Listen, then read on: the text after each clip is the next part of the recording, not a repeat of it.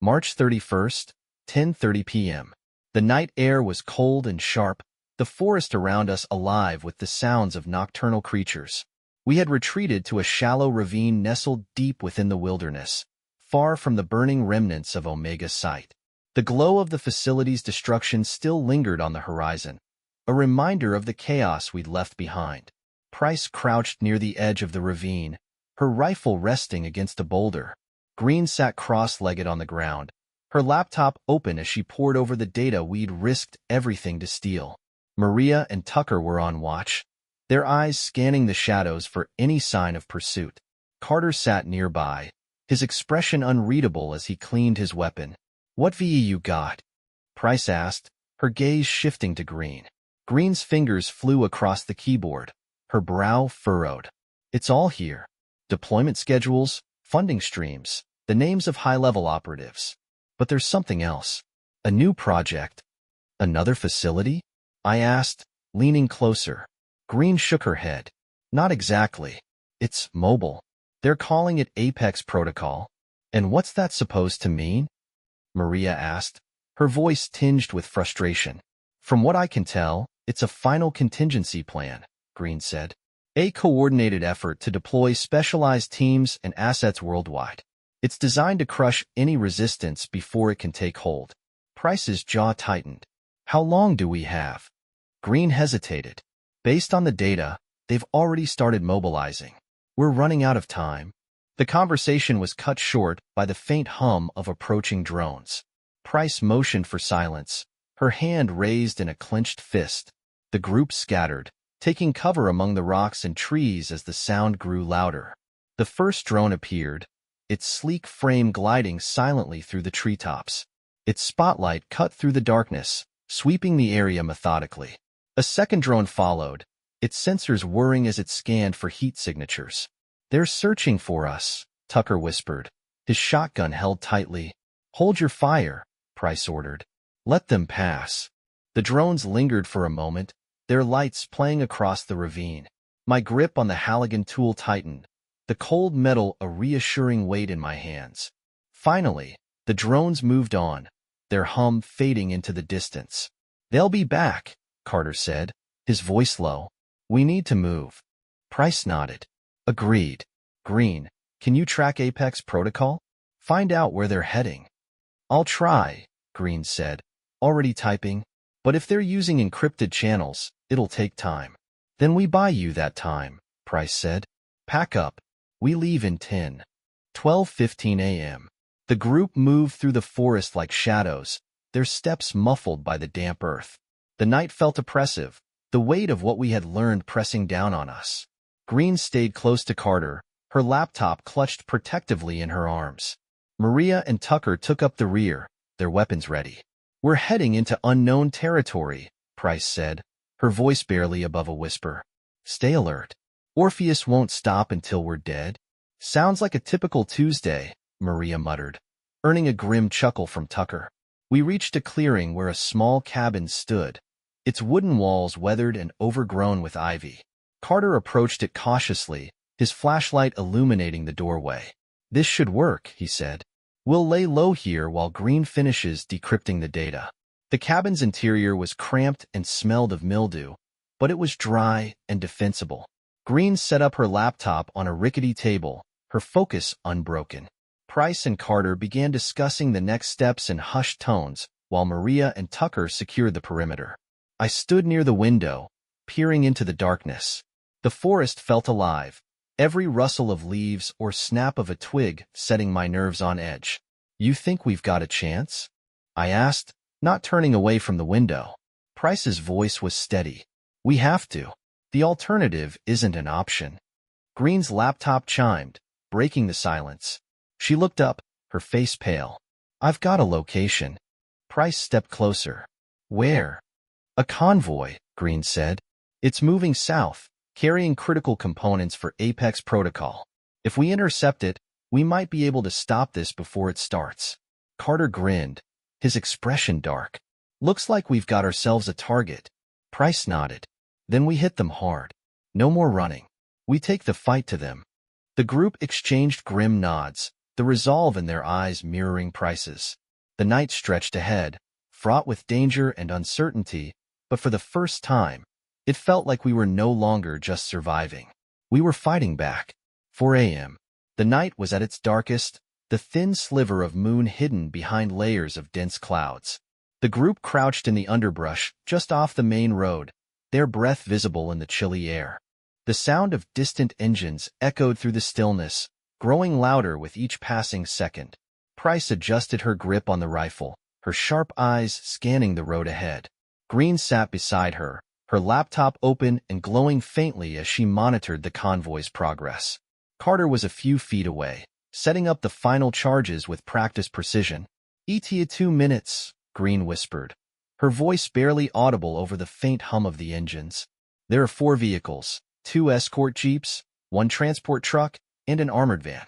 The van's carrying the Apex protocol components." "You're sure about the payload?" Price asked. Green nodded. "Positive. I intercepted their manifest.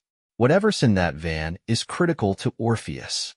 "Then we don't miss," Price said, her voice cold and steady. "Everyone in position. Maria, Tucker, you're on the first jeep. Carter, handle the second. I'll take the transport truck. Green, stay here and guide us." I shifted in the dirt, the Halligan tool firm in my grasp. My role was clear: disable the armored van and ensure its contents didn't escape. The convoy appeared, its headlights cutting through the darkness like blades. The first jeep rumbled past, its mounted gun swiveling lazily as the soldier manning it scanned the roadside. The transport truck followed, its massive frame creaking under the weight of its cargo. The armored van brought up the rear, its sleek black surface reflecting the faint moonlight. Price's voice crackled softly in my earpiece. "Wait for my signal. Timing is everything." The convoy slowed slightly as it navigated a bend in the road. Carter's voice followed, low and tense.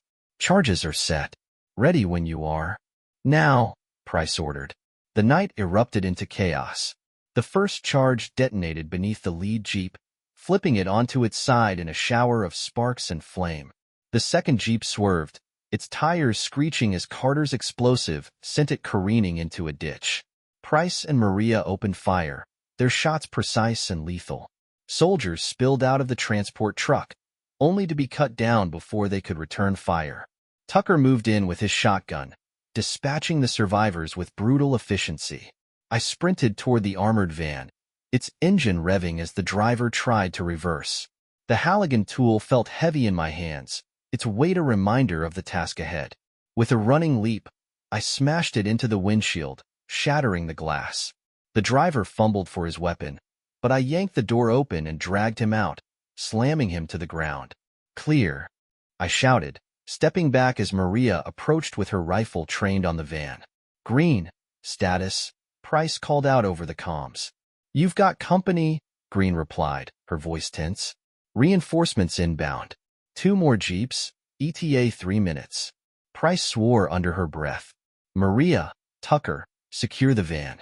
Carter, set charges on the truck. We're taking what we need and torching the rest. Move." The group worked quickly, adrenaline pushing them to move faster than fatigue could slow them down. Carter planted charges along the transport truck's undercarriage while Tucker and Maria secured the van's payload. Green provided updates from her laptop, her voice cutting through the chaos.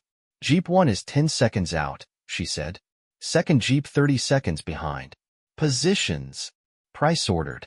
We took cover along the road, using the wreckage of the convoy as makeshift barricades. The first Jeep appeared, its headlights blazing. Price fired the first shot, her bullet piercing the driver's skull and sending the vehicle crashing into a tree. The second Jeep skidded to a halt, its passengers disembarking under a hail of gunfire. "Carter now," Price shouted. The transport truck erupted into flames, the explosion sending a shockwave through the clearing. The remaining soldiers hesitated, their formation breaking as the fire consumed the truck. The reinforcements were neutralized, their bodies strewn across the road. The group regrouped around the armored van, the payload secured and intact. Green approached, her laptop clutched tightly in her hands. "Whatever this is," she said, gesturing to the van, "it's going to change the game." Price nodded, her expression grim. Then we keep moving. Orpheus won't stop until they get this back, and we're not giving them the chance. As the group disappeared into the forest, the flames from the destroyed convoy lit up the night, a beacon of defiance against Orpheus' relentless grip. The fight was far from over, but tonight they had struck another blow, one that could tip the scales in their favor. 5 a.m. The forest was silent again, the echoes of the convoy ambush fading into the distance. The group had pushed deeper into the wilderness, the stolen payload from the armored van now a precarious lifeline. Price led the way, her gaze sharp as she scouted for a defensible position. Green followed close behind, her laptop open and tethered to the van's onboard systems. "What do you have?" Price asked, her voice low but urgent. Green's fingers flew across the keyboard, her face illuminated by the screen's eerie glow. "This isn't just transport data," she murmured. "It's a complete blueprint for Apex protocol. Locations, deployment strategies, even the names of the scientists overseeing it." "What's the payload?" Maria asked, glancing toward the van. Green hesitated before replying. "Biological samples. Enhanced strains of the pathogen. They've been engineered for specific environments. Urban centers, remote outposts, even aquatic regions. This isn't just an escalation. It's a global extermination plan. And we're carrying it," Tucker muttered, tightening his grip on his shotgun. "Brilliant." "We don't have a choice," Price said. "If Orpheus gets this back, it's over." They reached a rocky outcrop overlooking a narrow valley. The position was defensible, with natural barriers on 3 sides. Price motioned for the group to halt, her voice steady and commanding. "We set up here. Green, keep working. Everyone else, prepare for company. They'll come looking." The group dispersed. Maria and Tucker took up positions along the perimeter, their weapons ready. Carter began setting traps using scavenged materials, his movements precise and efficient. I stayed close to Green, watching as she delved deeper into the data. "There's a secondary objective," Green said suddenly, her voice laced with urgency. "A command center near the coastline. If we can hit it, we might disrupt their ability to deploy Apex protocol globally." "How heavily defended?" Price asked, kneeling beside her. Green's expression was grim. "It's a fortress, but if we take out the central server, we can shut down the entire network." Price nodded. "Then that's the next move. But first, we survive this." The first sign of pursuit came with the faint hum of engines. Maria's voice crackled over the comms. "They're here. 3 vehicles, plus drones." "Positions," Price ordered. "No one fires until I give the signal." The enemy convoy rolled into the valley below, their headlights slicing through the pre-dawn gloom. Soldiers disembarked, their weapons drawn as they began sweeping the area. The drones hovered overhead, their sensors scanning for heat signatures. "Hold," Price whispered, her rifle trained on the lead soldier.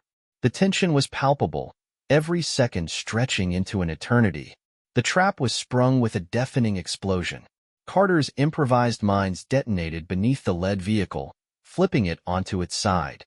Price fired the first shot, her bullet finding its mark in the chaos that followed. Maria and Tucker joined in, their firepower cutting through the disoriented soldiers. The battle was fierce and chaotic. The drones retaliated, their mounted turrets spitting bullets as the group scrambled for cover. I swung the Halligan tool at a soldier who had gotten too close, the impact sending him sprawling. Carter detonated another charge, taking out a drone as it swooped low. "Green, status." Price shouted over the commotion. "Almost done," Green replied, her fingers a blur on the keyboard. "I'm uploading a virus to corrupt their tracking systems. It'll buy us time." "Make it fast," Price said, reloading her rifle. The enemy forces began to falter, their coordination unraveling as Green's virus took effect. The drones veered off course, crashing into trees and rocks. The remaining soldiers retreated, their numbers too depleted to press the attack. Price motioned for the group to regroup. "We're moving," she said, her tone leaving no room for argument. "Green, pack it up. Carter, cover our exit." As they disappeared into the forest, the outcrop behind them bore the scars of the battle. Smoke rose from the wreckage, a stark reminder of the cost of their defiance. But they had survived, and they carried with them the means to strike at the heart of Orpheus. The group paused in a secluded glade, their breaths ragged and their bodies aching. Green's laptop pinged softly as she checked the data. "The virus worked," she said. "They'll be blind for a few hours. It's not much, but it's enough to give us a head start." Price nodded, her gaze steady. "We use that time to reach the coastline. If we take out the command center, we cripple Apex protocol. This ends here." The group exchanged grim looks, their resolve unshaken despite the odds. The fight was far from over, but for the first time, they had the enemy on the defensive, and they weren't stopping until Orpheus fell. 10 a.m. The coastline stretched ahead, the crashing waves pounding against jagged rocks. In the distance, the Orpheus command center loomed, a monolithic structure of concrete and steel perched on a cliffside. Its towers bristled with antennas and turrets, the unmistakable hum of power lines audible even from their position. This was the heart of Apex protocol, and it was impenetrable. Price crouched behind a dune, her binoculars trained on the facility. The rest of the group huddled close, their breath visible in the chill of the sea air. Green's laptop was open, the screen displaying a schematic of the command center. "We're looking at 3 main points of entry," Green said, her voice steady despite the tension. "The front gate is heavily fortified. There's a service tunnel that runs under the facility, but it's likely guarded. The last option is an aerial approach, but that means climbing the cliffs." Maria snorted. "So, we've got death, more death, or extreme death. Great options." "We split up," Price said. "Maria, Tucker, you're on the front gate. Create a diversion. Carter and I will take the service tunnel. Green and," she glanced at me, "you'll scale the cliffs and disable the turrets." Green looked up, her eyes wide. "Me? Scale the cliffs?" "You can do it," Price said firmly. "You'll have backup. Once the turrets are down, we converge on the control room." "And if we fail?" Tucker asked. "We don't fail," Price said, her voice cold and resolute. "This ends here."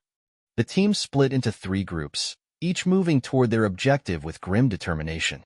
Maria and Tucker advanced toward the front gate, their movements calculated as they prepared to draw the brunt of the enemy's attention. Carter and Price disappeared into the underbrush, their path leading to the service tunnel.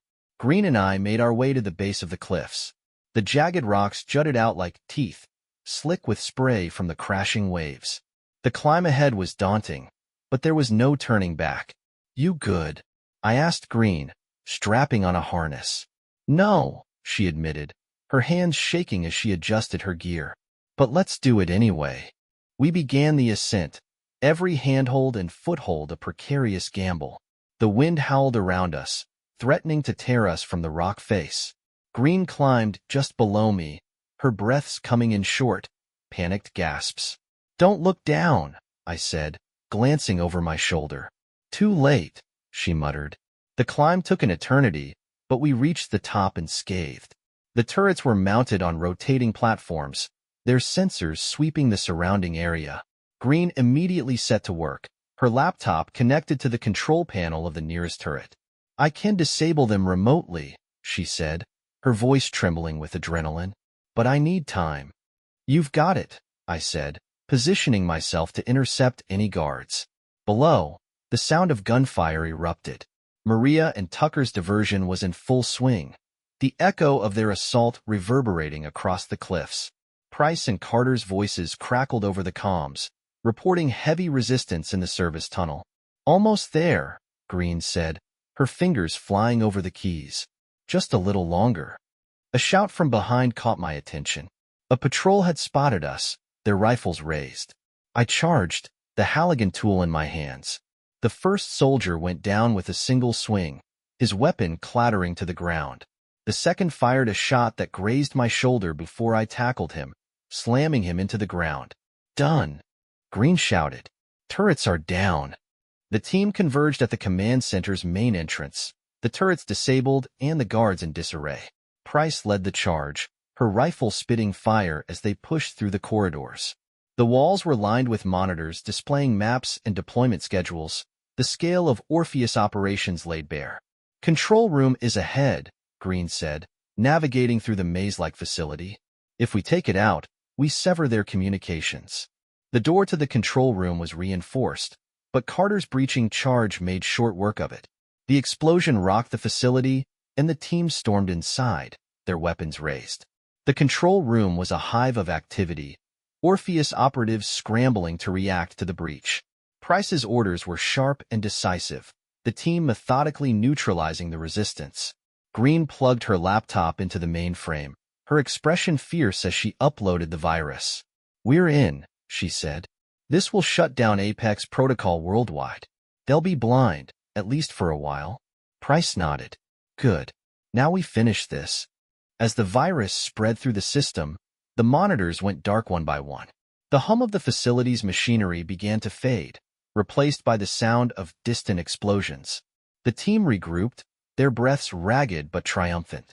"It's done," Price said, her voice steady. "Orpheus is crippled, but they'll come back if we don't finish them off for good." The group exchanged determined glances. The battle was far from over, but for the first time, they had the upper hand.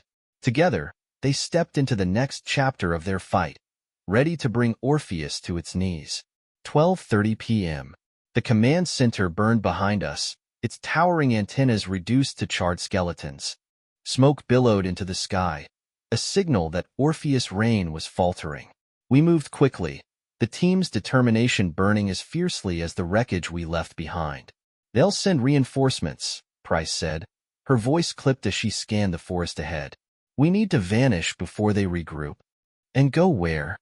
Tucker asked, reloading his shotgun. "We've hit their biggest stronghold. What's left?"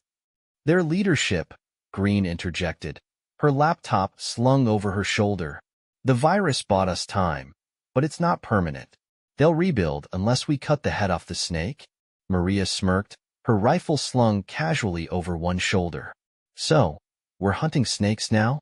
"Works for me." "Stay focused," Price ordered. "Carter, what's our best route out of here?" Carter checked his map, his brow furrowed. "There's an old service road about a mile east. If we're lucky, we can find transport and stay ahead of their response teams." "Luck hasn't exactly been our strong suit," I muttered, gripping the Halligan tool tightly. Still, I fell into step behind Price as the group moved out. The forest grew denser as we pushed eastward, the canopy above casting long shadows that seemed to reach for us. Green kept glancing at her laptop, her lips moving silently as she calculated our next move. Maria and Tucker flanked the group, their weapons ready for the inevitable ambush. "How bad is it?" I asked Green, nodding toward her laptop. "Worse than we thought," she replied without looking up. "Orpheus leadership is already mobilizing fallback operations. They have safe houses, contingency plans, and," her voice trailed off, and she glanced at Price. "There's a secondary command site, north of here.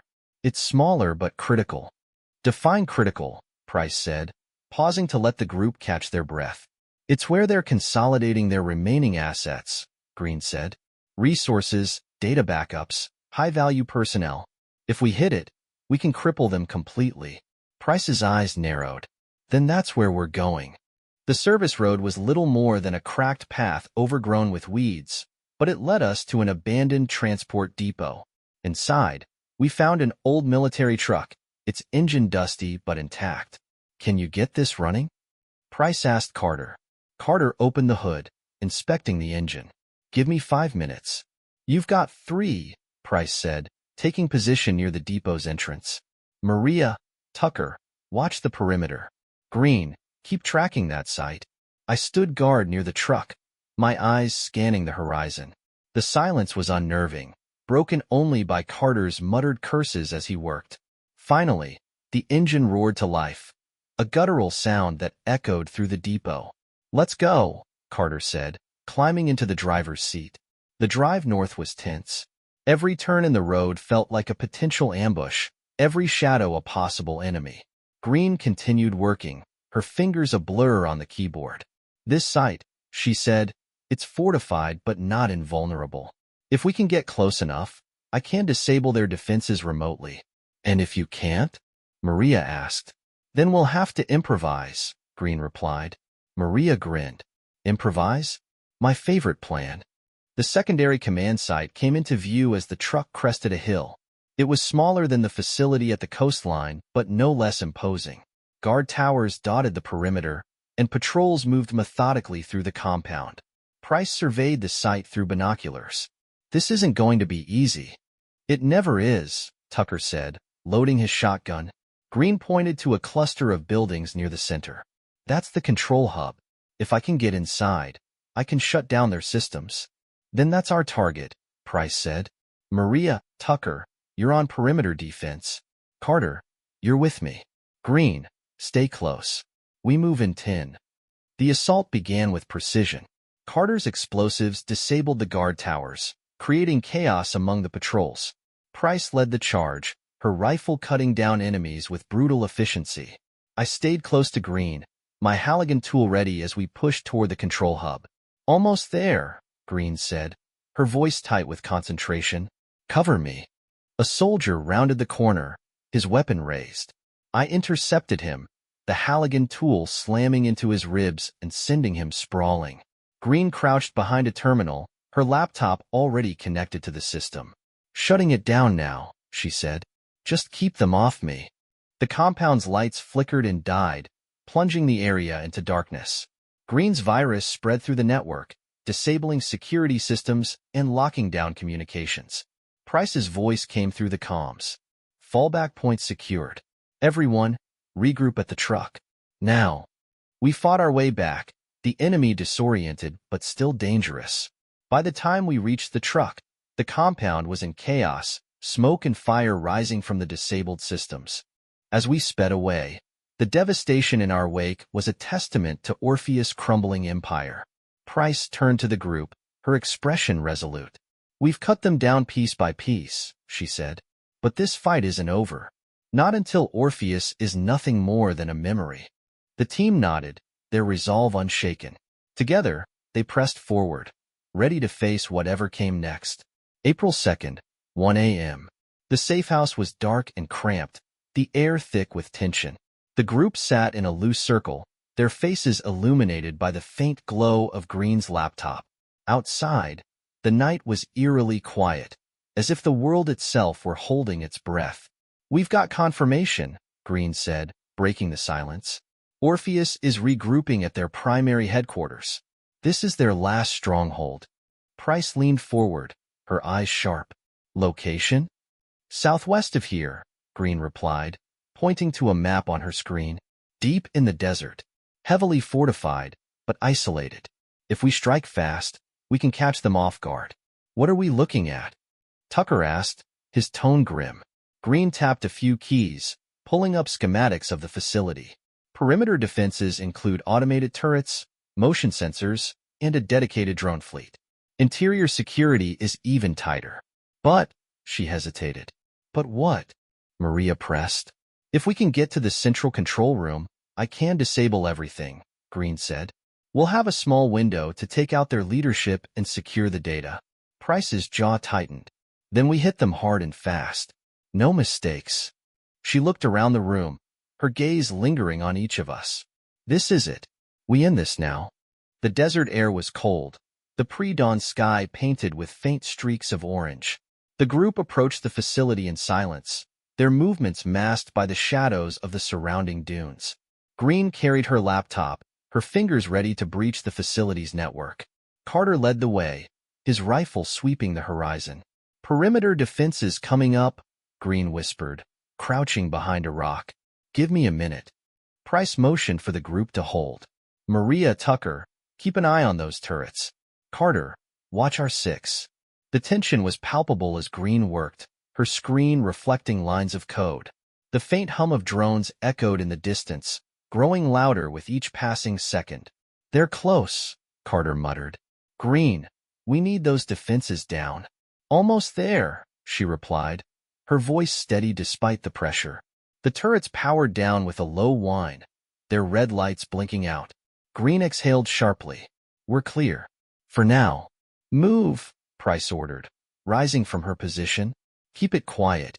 The group slipped through the perimeter, their steps muffled by the sand. The facility loomed ahead, its walls stark against the desert backdrop. Price signaled for the group to split into pairs.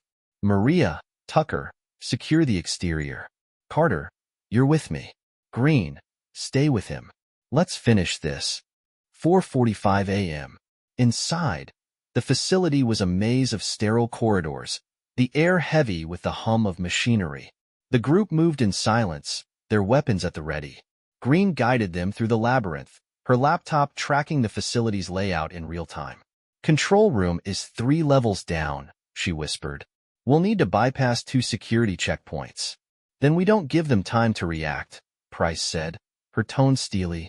The first checkpoint came into view, manned by 2 guards.